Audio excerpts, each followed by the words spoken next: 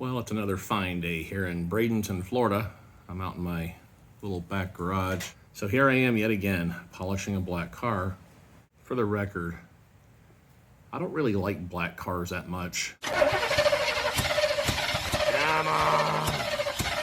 There we go. Come on, baby. My philosophy these days is to make things look better, not necessarily perfect.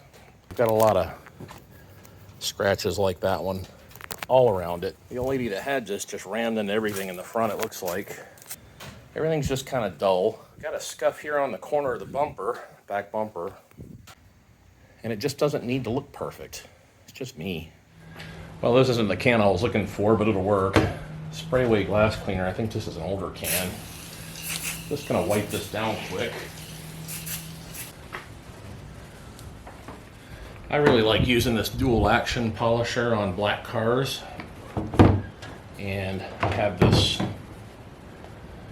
whatever was on sale at, I think this was from O'Reilly's. We'll wet that pad down a little bit, and of course these caps always get plugged up. Miserable things. Kind of smear this stuff around before you start. Away we go.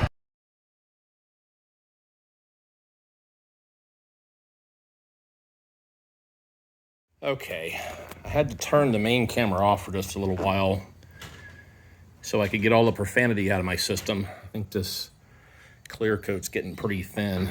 The spoiler looks much better. So I think a couple more rounds of doing this. And sometimes on these black cars, you just have to find a combination that works. Part of my problem in here is lighting. The lighting in here kind of sucks. I need to get a better light to put overhead. There's still some wet sanding marks. I'll get those out later. I had to stop using the microfiber towels because it's so humid in Florida. Microfiber towels seem to smear things around. It gives you kind of an optical illusion. So I got one of my old terry cloth towels, hand towels, and that works a lot better.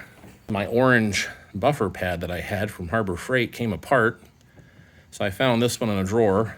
This is a Meguiar's red pad, and I had to change the speed on the buffer. So I got a final combo that's going to work pretty good, but I think I'm going to show you on this deck lid, trunk lid here. Water.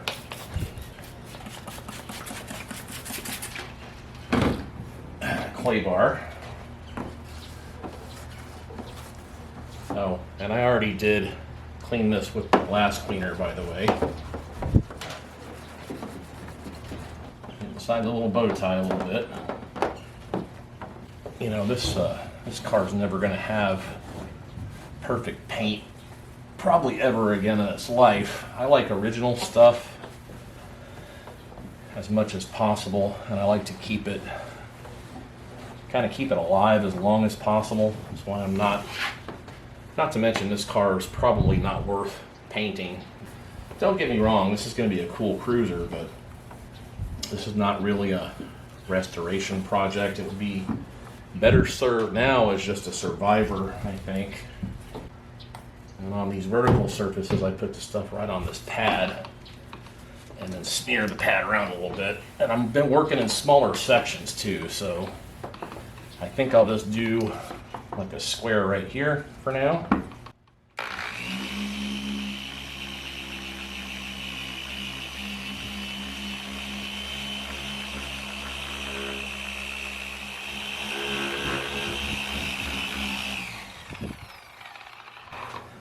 Now, if I had any sanding marks or anything, I'd put it on number 6 and blast it at high speed for a couple of minutes, and that seems to work those out, kind of like this.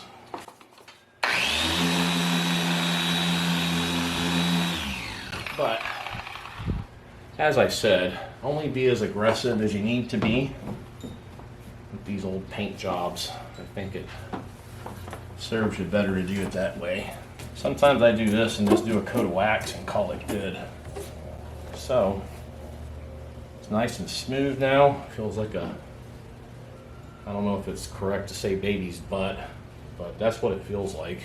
Okay, here's the side that hasn't been buffed. And you can see how dullish and rough it looks.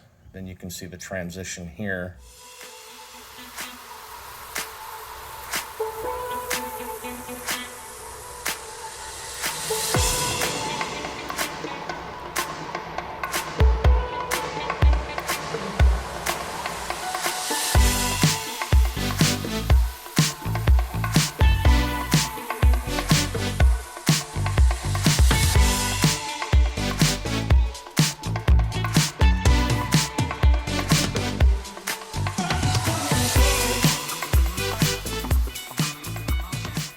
Okay guys, it's become quite clear on this car that sometimes the best form of paint correction is a paint job.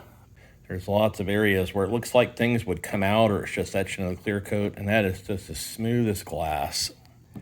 I thought for sure that some of these little things would come out of here, but they are not. I mean, it's like it's part of the paint.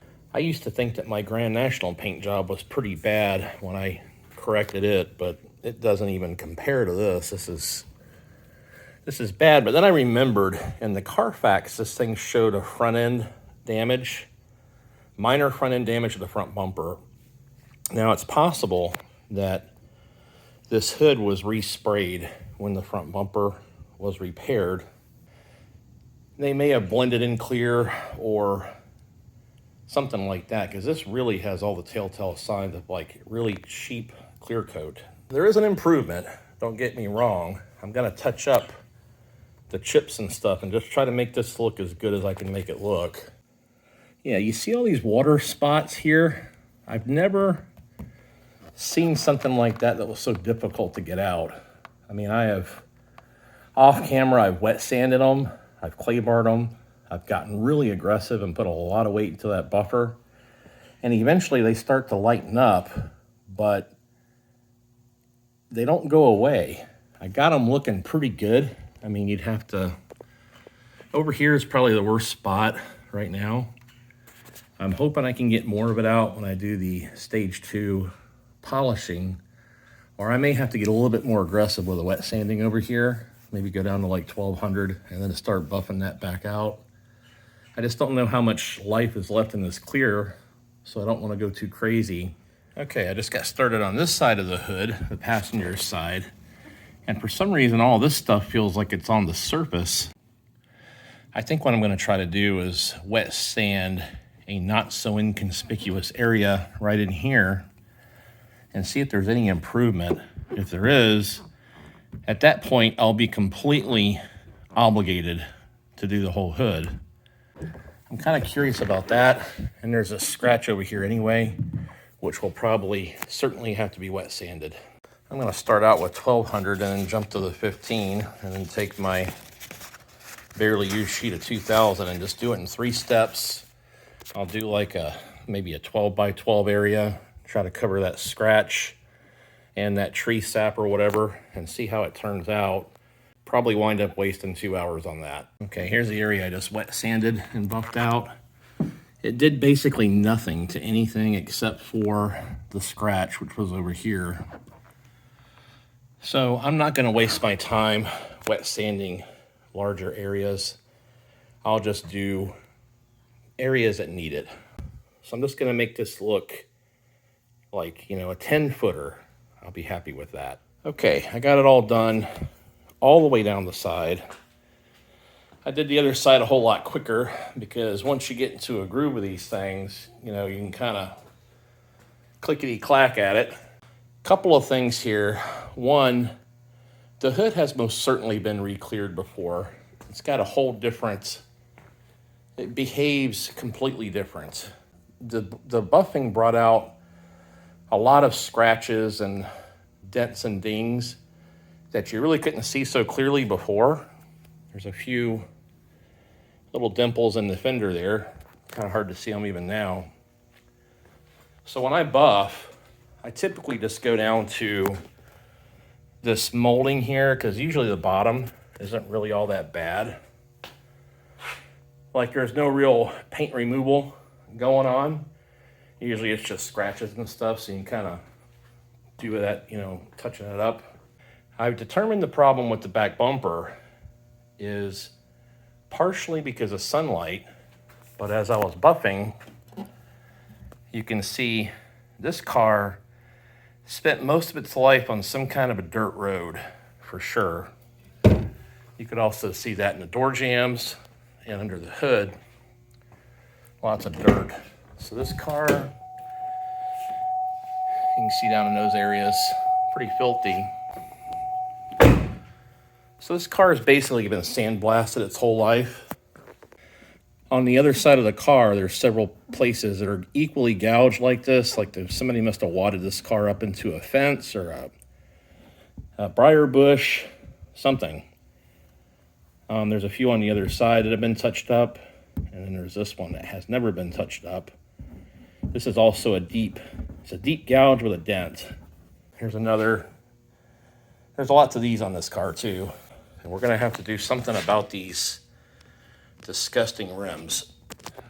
Went and got some supplies so I can blend that clear coat in. It'll be the first time I've ever done that in my life. Hopefully it'll go well.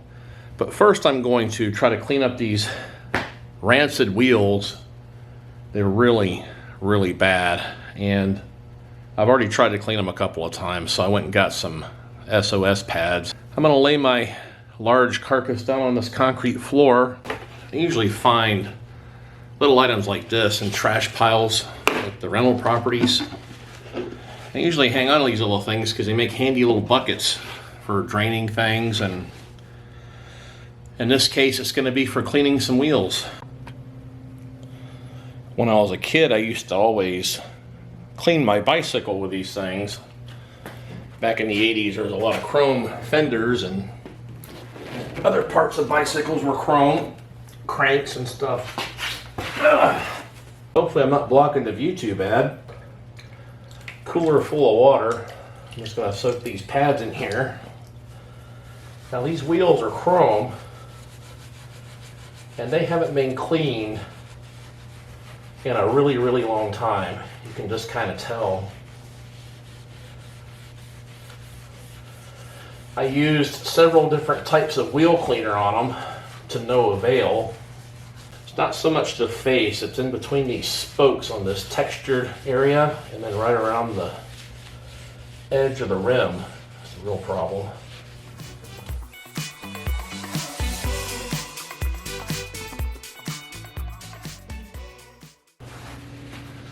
I'm telling you what, guys, it sucks getting older. And it really sucks getting older when you're overweight. You start to feel everything all the time. Oh, this is working great. Oh, fantastic. That looks great. Wow. Huh.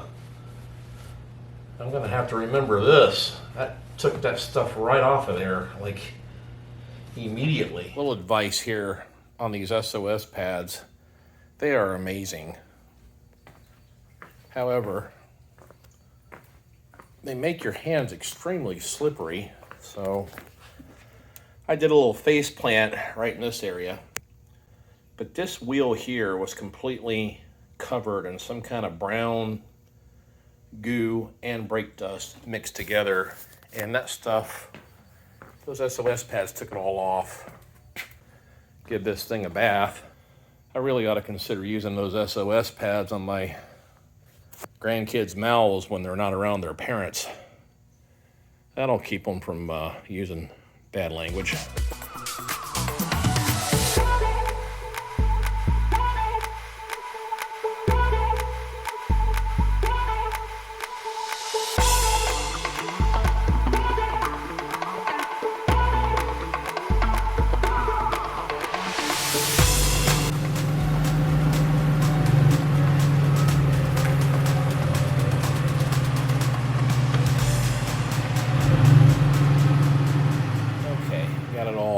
Cleaned up. It's dark now. I had to hop on the Tesla out there and go get my wife's all-weather floor mats out of the Durango and pressure wash them for her. But we got the rims all cleaned up. They look really good now. I'll be going back in the very end and touching up with some polish, some of the water spots and stuff, but the paint does look better. I mean, it looks a lot better. I bought some 2K primer and a spray can, and I bought some blending solvent for the back bumper. That's going to be the first time I've ever tried to use blending solvent. I'm probably going to either mask off around these headlights really good or just take them out completely. I'm going to dry sand those with 600 grit sandpaper and then use that 2K clear in the spray can, the Amazon product that everybody raves about. I'm going to do the same thing with these taillights. Even though this taillight's got a crack in the bottom, it's really not in an important area, i.e. water can't get in it. Here's that clear coat. I'm going to blend it down past here, right around, and try to make it look good. I may fail horribly at that, but it will look better than it does now. Uh-oh. Yes, I missed a spot with the pressure washer there. This side I may have to go down a little further and blend this in. I think I'm just going to clear right over this after I sand it with the 600 grit wet sanding. So the back bumper is nowhere close to done yet. I have not pulled the BCM yet or the cluster. Yeah, I got lazy. So the first order of business is to wet sand with 600 all of these bad clear coat areas, and then I'm going to come down from that with 1500. And I don't have a Scotch-Brite pad. You're supposed to kind of blend it and tail it in, feather it in with a Scotch-Brite pad, but I've got the 2000 grit sandpaper. I'll probably use that instead. But first I got to get all this masked off. That's just one of my favorite things in the world to do. Well, after a series of several plastic nuts, I got both taillights out in the back. And again, there's more evidence of how dirty of a life this thing had on the dirt road in Georgia. Get the top off. Oh, there it goes, right on the floor, so I'll trip over it. Yeah, brake cleaner does a pretty good job of this stuff.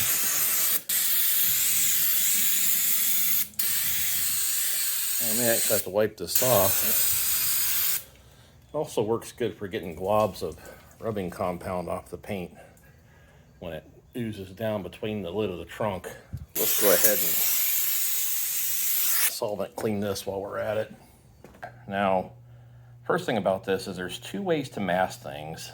There's like a professional way, and then there's the way that I do it. And because I can't stand masking things off, I tend to be a little sloppy with it, but this will keep that 2K clear coat out of the nooks and crannies that I'd really rather not have it in.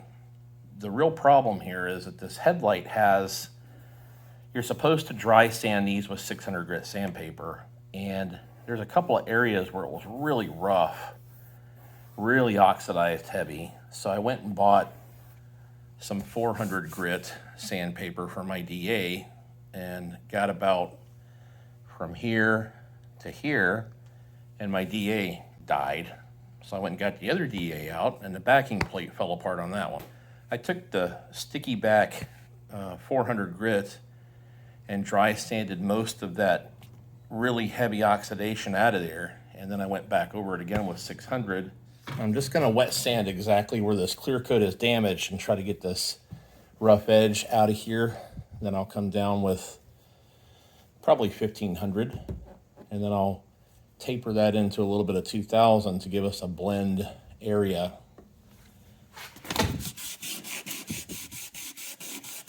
You absolutely have to wet sand this so you don't take all the color coat off. And just take it easy on it. Just get it until the ridge is gone and it's nice and smooth. Some of you may notice I'm not using a sanding block. That's because a lot of times I use my cell phone as a sanding block and just wrap one of those microfiber towels around it and then wrap the sandpaper around that. But I'm using my phone to videotape right now, so that's not an option at this very second. I'll take this 1500 and go a little bit outside of where my 600 grit was. Wet sand that. I guess the idea is this gives some tooth to the clear coat, In a nutshell, on top of the bumper here is where we have the clear coat that I wish to repair. And then just below that, I've gone with like 1500 grit sandpaper. And then just below that, I've just lightly etched it. I mean, very lightly etched it with, well, it was already kind of compounded from yesterday, and that will etch it slightly. But I ran the 2000 grit below, so you've got 3 phases. So you're gonna, at least this is how I understand it. I'm not a professional detailer, I'm not a professional mechanic, and I'm sure as heck not a body man.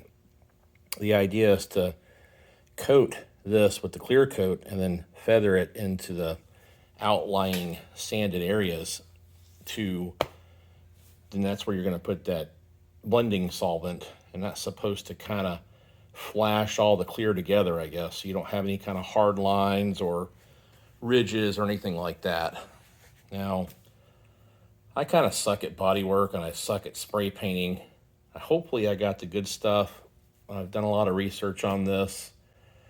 But the good news is, if this doesn't work out, I could probably just buff this the way it is and it would look a lot better for a very short time. I don't know, maybe 2 hours later, it feels like. There's not a lot of things in my life that I could have ever sold a pay-per-view for, but one of those things might be watching me fight with this plastic and this roll of tape. Probably could have gotten good money for that, and I'm certain that my wife would have enjoyed it. A couple of tech tips for you guys when you do this. One, this plastic will blow all over the place really easily. It's like Jello wrestling in a way. Number two, once it sticks to the car and you get it all unfolded the way you want it, it kind of sticks to the car like static cling, which is really cool until you're trying to pull it out of cracks and crevices so you can put tape on it. When you do want to go and put your tape on it, you got to make sure that you get your roll of tape out of the trunk and also your drink so that you don't encapsulate it in plastic. You then have to go and undo half your work to reach down in there and rummage around for your stuff. You know, these guys that do body work, I have to give them like mad respect, because I've seen guys do this in person and on YouTube, and they just do it like it's second nature. And I mean, this is like 40 minutes worth of work just to expose this much bumper for me. Got both headlights ready. Got them all sanded, they're smooth. They're ugly. They're finalized at 600 grit. And I've got them cleaned up with spray away window cleaner. All these areas are cleaned up. Okay, here's the back bumper. And again, I'm gonna try to coat the middle where all the clear coat was missing and those spots in the middle, and then flare it out into the 1500 grit just outside of it. And then right after that, immediately hit it with this TranStar 6363 Edge Blender Melt Away. And the idea behind this stuff is to dissolve the edge into the existing base coat or clear coat. I guess it works on all kinds of paint. Then on this side, I'll have to do the same thing down there. So I'll do the heavy clear, or the main clear in the middle, flare it into the 1500 grit, and then cover it with this on the intersection to blend it. I guess that's how this stuff works. I also have the taillights ready to go. I hope that works out too, along with this mirror. I've got this smooth. Doesn't look too good, but it's smooth. Of course, now I gotta wash it again. Okay, I'm gonna get the clear coat ready. I got that Max spray stuff off of Amazon. And I gotta put on a respirator too. I'm gonna do a test spray on those taillights, because if I screw that up, I can fix it the easiest. Got the respirator on, got the can all ready to go. Let's see what happens here. A little bit of a test. Okay.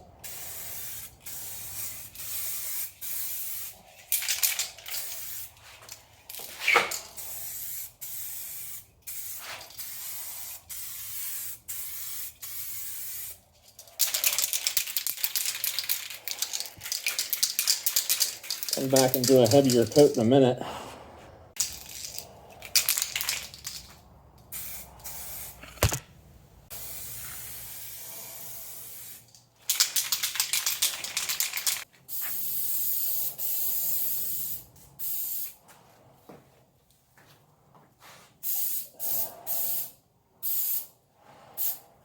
Well, I guess I should have known better than to take a chance. Of course, this is my first time doing this. I'm gonna have to go and get base coat and paint the top of that bumper black. I thought it wouldn't be quite as obvious, but it is. So I'm gonna leave all of the masking, beautiful masking job that I did. And I'm really happy with the way the blending solvent worked. That stuff is really cool. It seemed like it did a really good job. So I think I'll head out in the morning and grab some base coat and sand some bite down into that top of that bumper where you can still see where it was faded. And then I think the next time actually, it might be good that I did it this way. It might actually end up being easier long term. Okay, it's early the next morning. I left it sit out here to cure all night. Obviously, I know I screwed the color part of it up. I wanted to see how the clear turned out.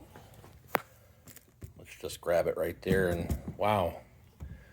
Rock hard and solid. A little bit of a scratch right there.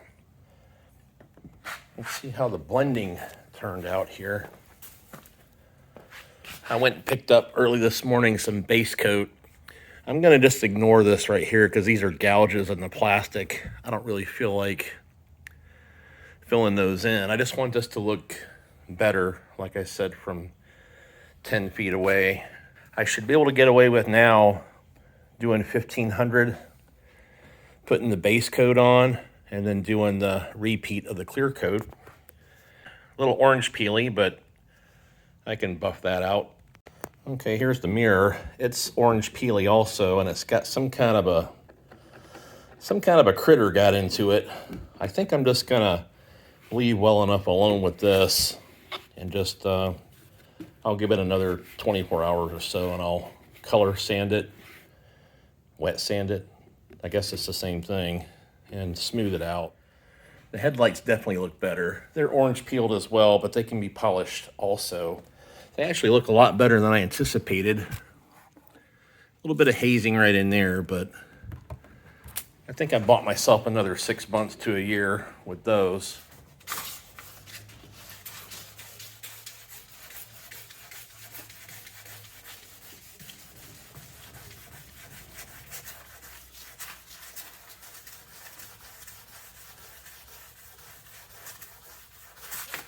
Yeah, the scuff definitely looks better.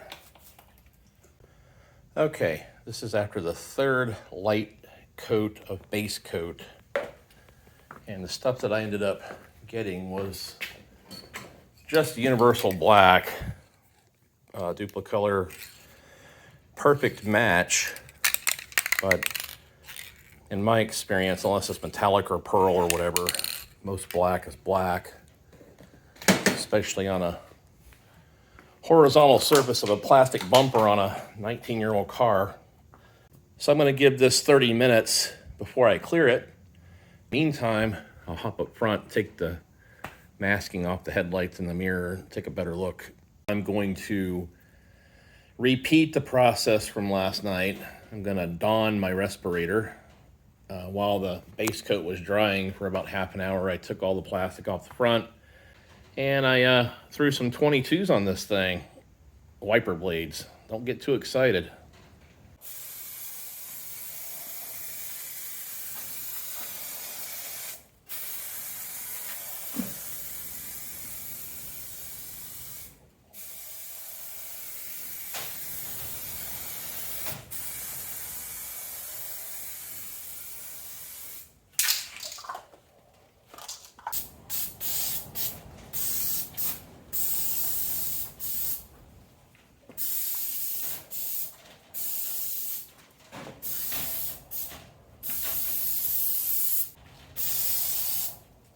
So while we're waiting on the back bumper to dry, I got these, sorry, I gotta wear the respirator. There's a lot of fumes in here.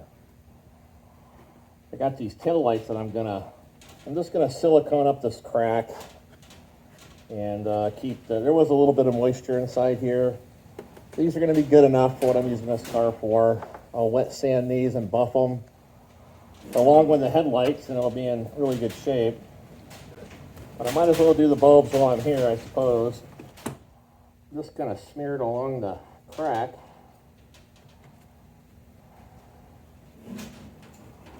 Like that. And this little crack over here. Put the lid back on this so I can use it for 10 years.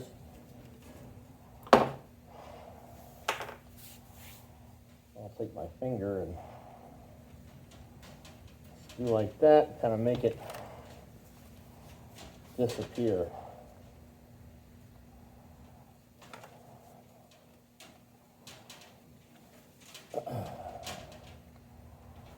Hopefully some of that got down in there and sealed that up. Okay, now we got kind of a finished product here. It looks much, much better. You can still see a couple of scratches and stuff in it. I don't expect this to be perfect at all. Just good enough for me. I don't want the bumper to look flawless and the rest of the car to look worn. Out for a little joyride after I did the work that I did to it. I'm not done with the final polish yet, but I wanted to walk you around here and show you some of the improvements. The wheels look a million times better, like really, they do. These water spots are still, no, not too bad. I touched up this gouge in the back with a little touch-up pen that worked really good. The taillights obviously have a water leak, but that's okay for Grease Belly Garage. Full disclosure, you can still see part of this ridge on this end down here. I probably needed a little bit more base coat in here, but I've got a lighting situation in my shop that I need to take care of, but the car is better because you can see my reflection now. Hello. I'm not going to worry about that. If it gets any worse in the final polish, I will. I'm going to leave this old dealer sticker that's half gone. I suspect the dirt road sandblasted half of that off of there. This light seems to be sealed up now from my silicone trick.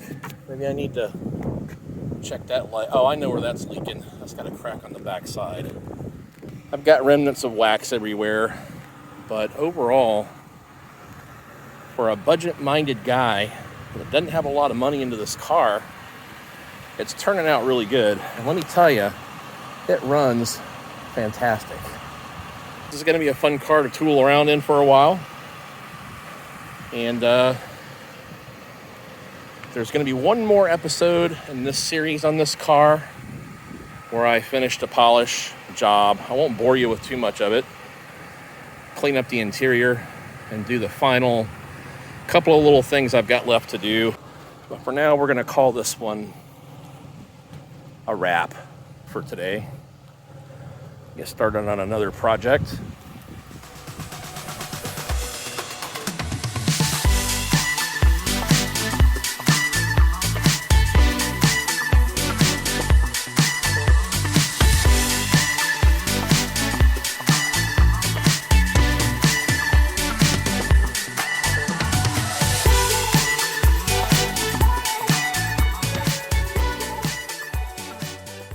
Let these cars sleep on you guys. I know that they don't seem like much, but I think they're the next big thing, if you know what I mean. My gut tells me that, and I got a big gut, so you should probably take my advice. 1990s and 2000s cars are definitely perking up quite a bit. I've never painted any clear coat at all in my life. I've painted lots of engines and frames and chassis and restored cars from the ground up and stuff like that. I don't do that anymore. It's not as much fun as it used to be. There's a lot of YouTubers that have terms like roadstoration, like Dylan McCool says that. I think that's a great idea. I mean, he's really onto something with that, because just pulling these things out of people's backyards and getting them on the road is really something in today's world. Now down in Florida, We kind of have to be a little bit careful with what we do because the traffic is so crazy down here. Really can't go out and drive a 50-year-old car around here like you could even 15 years ago. But now you can get stuff like this. It's got good power, it's got air conditioning, it's got cruise control, it's got a radio, looks cool. I mean, there's not gonna be another Intimidator SS Chevy Monte Carlo, ever. They're done, that's it. There's not even gonna be anything as close to being as cool as a Chevy Monte Carlo, if you ask me. So don't sleep on these cars at all.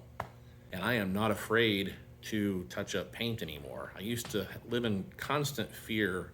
There's always been this cloud of having to have paint to be perfect. It doesn't have to be perfect.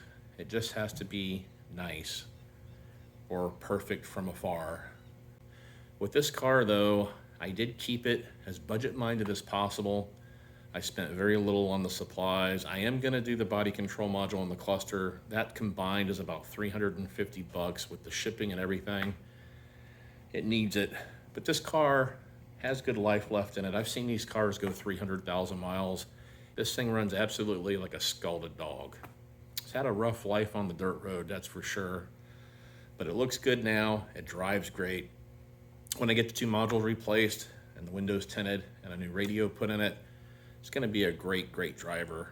I'm probably gonna kick this car around for about a year or so, jam it on eBay, because I'm sure by then I'll find something else that I like.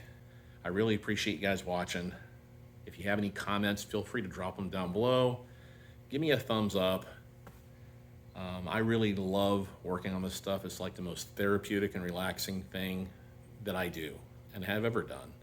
Well, maybe playing golf and maybe a couple other things, but this is really relaxing for me to do this stuff and hanging out in my little garage here and the hum of my beer signs. Stay tuned for the next video, and thanks for watching. See you next time. All right. Tune in again. Thanks for watching. Yep.